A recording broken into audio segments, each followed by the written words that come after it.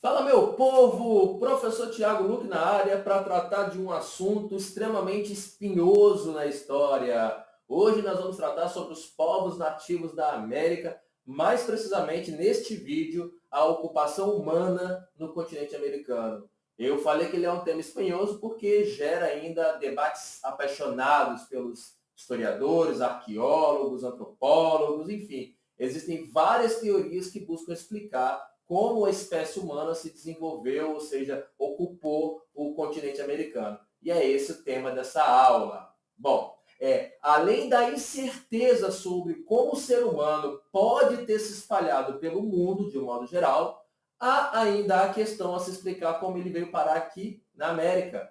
É possível que você pense, assim como na África, outras espécies de seres humanos poderiam ter evoluído a partir de um ancestral primata comum aqui no nosso continente. Inclusive, existem alguns cientistas que trabalham com essa hipótese. Chamamos essa a tese de tese do autoctonismo. No entanto, como nunca foram encontrados nenhum fóssil humano anterior ao dos homens sapiens sapiens aqui no continente americano, essa teoria ela não é muito aceita na comunidade científica internacional. Porém, existem outras teorias conflitantes que explicam a chegada do homem na América. A primeira delas, que eu vou explicar, vai ser a teoria do Estreito de Bering. Bom, mas antes de eu começar a falar dessas tretas todas de teoria da ocupação da América pelo ser humano, eu preciso que você entenda o seguinte: este é um vídeo bônus, eu estou chamando essa aula de aula bônus, para você que vai fazer a prova do IFES. Por quê, professor? Porque tanto na coleção Jornadas Históricas quanto na coleção Araribá, que são os livros de referência para a elaboração da prova do IFES, por exemplo, eles não são tratados, essas teorias não são tratadas com atenção e com a profundidade. Porém, de acordo com a Lei 11.465 de 2008, passa a ser obrigatório estudar os povos nativos da África e da América. E para você estudar esses povos nativos, você vai ter que ver também a origem antropológica desses povos, a origem, até mesmo para você também entender um pouco da origem cultural desses povos. Por isso, essa aula é considerada aí uma aula bônus sobre esse assunto, pode crer? Vamos agora conhecer então as principais teorias, as teorias mais aceitas sobre o povoamento da América. Mas antes, eu quero que você observe esse mapa que vai aparecer aqui. Observa com atenção ele, principalmente naquela região que fica entre a Sibéria, no nordeste da Ásia, e o Alasca, no noroeste dos Estados Unidos. Essa região chamada de Estreito de Bering. Ok? Eu quero que você observe isso aí, principalmente geograficamente, como que é uma região bem próxima, né? Ao olhar para esse mapa, na parte superior, é possível perceber que a Sibéria na Ásia e o Alasca na América estão separados por uma pequena faixa de mar, chamada de Estreito de Bering. Embora pareçam locais próximos, a distância ao cruzar esse estreito hoje ela não é tão curta assim. Porém, nós acreditamos que por volta de 20 mil anos antes de Cristo, o planeta vivia o auge da chamada Era Glacial, ou seja, com temperaturas muito baixas, tornou-se possível a ligação entre a Ásia e a Europa, né, por causa do congelamento do oceano naquela região, e considerando também que os níveis dos oceanos acreditavam que elas eram mais baixas, por isso havia uma ligação possível, uma ligação terrestre entre esses dois continentes. Dessa forma, grupos humanos puderam fazer a travessia entre esses dois lugares, chegando ao continente americano, e ao longo do século teriam seguido em direção à América Central e à América do Sul. Esse mapa que eu vou mostrar agora pode ajudar a visualizar esse processo. Observa aí. Ó. Atualmente, essa teoria ela é a mais aceita na comunidade científica internacional. É a chamada teoria do Estreito de Bering. E dentro da ideia de ocupação da América pelo Estreito de Bering, até o final da década de 90, a maioria dos cientistas defendiam a ideia de que a América havia sido povoada por apenas um grupo humano de origem mongoloide, ou seja, oriundos das estepes do centro da Ásia, que teriam atravessado aí a pé há cerca de mais ou menos 11.400 anos atrás. Esses grupos, morfologicamente de origem mongoloide, como eu disse, eram especializados na caça de grandes mamíferos, como o mamute, que é um animal que já foi extinto, o bisão, né? Eles confeccionavam instrumentos de pedra lascada, com pontas de lança feitas de pedras fixadas em hastes de madeira. Tais artefatos seriam, segundo seus defensores, os mais antigos encontrados na América. E essa teoria é conhecida como teoria de Clovis porque essas pontas de lanças foram encontradas em um sítio arqueológico na cidade de Clovis, no oeste dos Estados Unidos, aí na região do Novo México.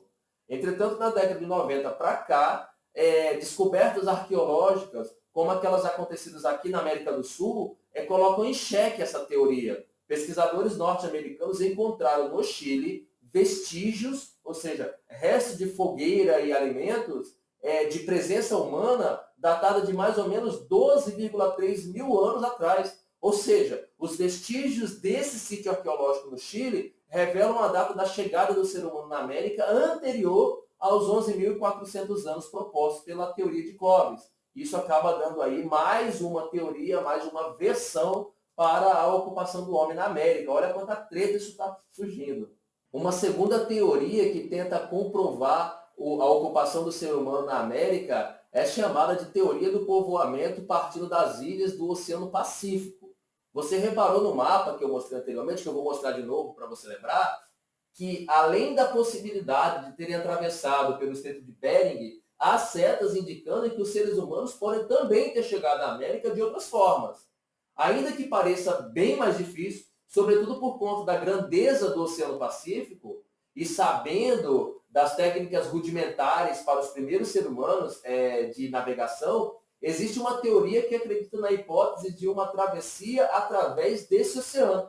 Os defensores dessa ideia sugerem que os primeiros povoadores partiram da Austrália e da Oceania, navegaram em pequenas embarcações, bem rudimentares, pelas ilhas da Polinésia, chegando até a América Latina, de vez assim, Apesar dessa teoria ser menos aceita, ela comprovaria que o povoamento da América do Sul ocorreu anterior ao povoamento da América do Norte. A descoberta de sítios arqueológicos do Monte Verde, lá no Chile, reforça essa teoria.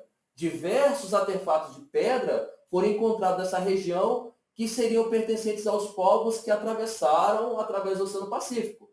E outra forma de comprovar essa teoria, de pelo menos questionar essa teoria, é o fato de que morfologicamente, ou seja, esteticamente, os habitantes daquela região da Ásia são bem diferentes dos habitantes encontrados aqui na América Latina. Eu falo da fisionomia demonstrada pelos fósseis encontrados, E o Brasil justamente no meio dessa treta.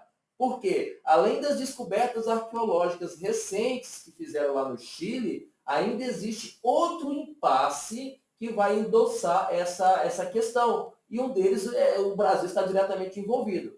Essa questão ela começa a aparecer quando alguns pesquisadores perceberam que poderiam não ter sido apenas grupos de origem mongoloides que chegaram na América.